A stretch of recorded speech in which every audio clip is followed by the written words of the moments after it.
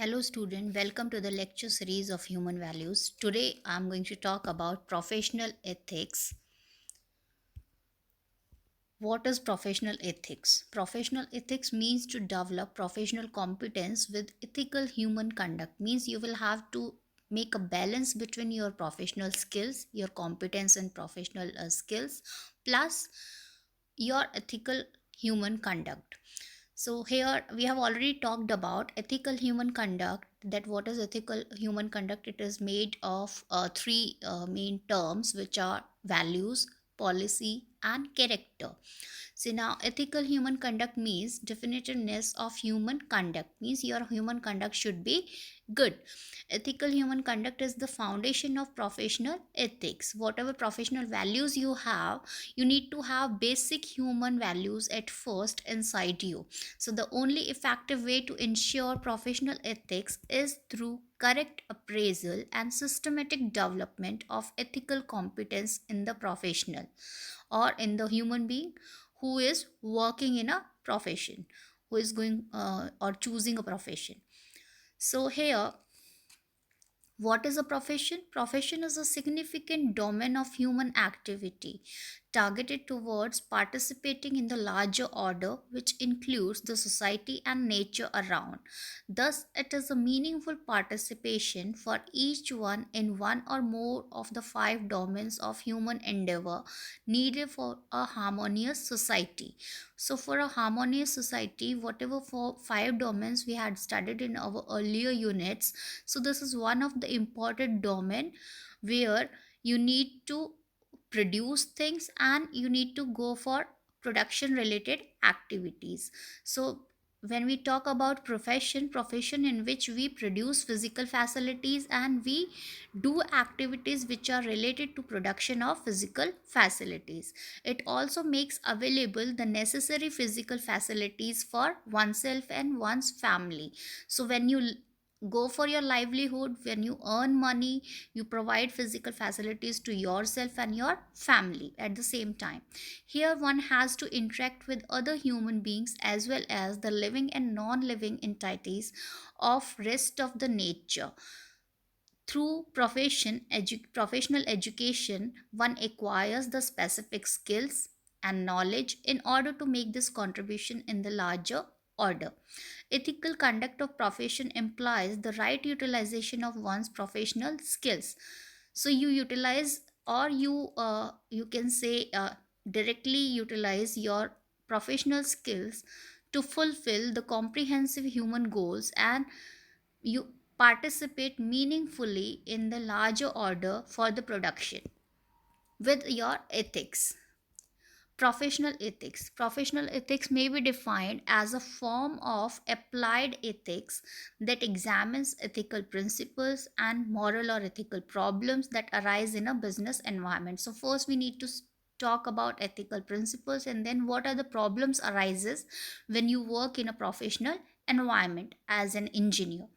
Professional ethics concerns the moral issues that arise because the specialist knowledge that professionals attain and how the use of this knowledge should be governed when providing a service to the public.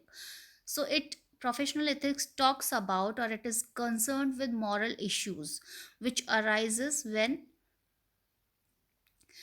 one specialist knowledge that professionals attain when they attain some specific knowledge, like engineers, you engineers are attaining knowledge related to your profession, means whoever is computer science engineer, so that person is studying computer science. Mechanical engineer is studying mechanical terms. So in this way, how the use of this knowledge should be governed, so how will you use this knowledge later on in public sector when you will serve the society. However, to be able to achieve this, it is essential to develop the value competence or the ethical competence. So you need to develop ethical competence in the human beings along with the requisite skills. With required skills, it may be easily appreciated that a significant implications of the right understanding is to develop this ethical competence and thereby facilitate professional ethics inside you. Profession in the light of comprehensive human goal. Any profession, whatever you have chosen for yourself, is a channel for participation by human beings in the larger order in pursuance of comprehensive human goals. Means when you want to attain comprehensive human goals, you choose a profession in that direction to attain that. In the profession, one is able to contribute towards the livelihood of one's family and also participate in the larger order constituting the society and the nature around. All these activities do require a certain degree of skills and are supposed to be done in consonance with the comprehensive human goal. You need to require some certain skills, plus you need to work upon achieving your comprehensive human goal. Then only this will be conducive to the sustained welfare of the individual as well as the society. When you will do hard work in that direction, you will achieve your goals for yourself and for your society. The excellence or the success of any professional activity is to be judged from this comprehensive point of view only, and not in terms of just wealth generation. Accordingly, the profession is not only a means of earning one's livelihood, but it is also means of one's evolution, means one's self exploration process, means one change from animal consciousness to human consciousness to serve the society. It is an important activity to authenticate one's understanding, whereby interact with other human beings and with rest of nature in a mutually fulfilling manner. So thus profession is a kind of service which we provide to the society and the world family. Ensuring competence in professional ethics. So how can we be competent in professional ethics? Why does a person act unethically? This question comes into our mind, that why does a person act unethically? Why doesn't a person act ethically? Why does he act unethically? It is primarily because of lack of correct understanding about happiness and prosperity. Some people, they start thinking that accumulation of physical facilities will provide them happiness, but it is not like that. If a person views happiness in terms of maximization of sensory enjoyment and prosperity, and in terms of accumulation of physical facilities, then the motivation naturally becomes that of wealth maximization. Means the person will start accumulating or gathering, or you can say collecting all the physical facilities and trying to earn more and more money uh, to be happy. But happiness and prosperity is not related to just earning money. In this pursuit, all other considerations, all other values become secondary for the person. That doesn't become a priority. Priority becomes accumulation of wealth and physical facilities. Therefore it leads to more and more unethical practices, because how will you earn money? You might will you be able to earn money ethically all the time? No. Sometimes you will have to go for unethical ways and unethical practices also to earn more money. So as these seem to cater well to the above, tends to make people adhere to this wrong notion firmly. In this context, the ethical considerations are considered to be too idealistic to follow in real life, but at least we can give it a try to go for ethical ways to earn money, to earn our livelihood. Competence in professional ethics. Clarity about comprehensive human goals. So there should be a clarity inside us about human goals. Samadhan, Samriddhi, Abhay, Seh, Astitva, these all terms you might have studied in your previous units. So Samriddhi physical facilities के से prosperous होना, और अभय fearlessness वाला feeling there should be inside you. सह अस्तित्व, living in coexistence and its fulfillment through universal human order. So there should be a clarity inside your heart and mind. Confidence in oneself. You should when you do act based on the right understanding of yourself and the rest of existence, the confidence is boosted up inside you. Mutually fulfilling behavior. There should be a clarity in your ideas, in your thoughts, in your desires, in your selection, in your expectations, and that leads to confidence in your ethical behavior. And in relation of these two things, two terms, clarity and confidence, you sustain personal as well as collective happiness and prosperity. Mutually you become more happy and prosperous with society and with your family. Mutually enriching interaction with nature. When you start interacting with nature to enrich the nature mutually, so you become more happy. Self sufficiency and fulfillment of physical needs. Physical needs, there is no end of acquiring or accumulating physical facilities, so you need to be self suffice, or you need to be self satiated in the terms of physical needs. Ability to assess the needs for physical facilities for the family and their fulfillment through production systems.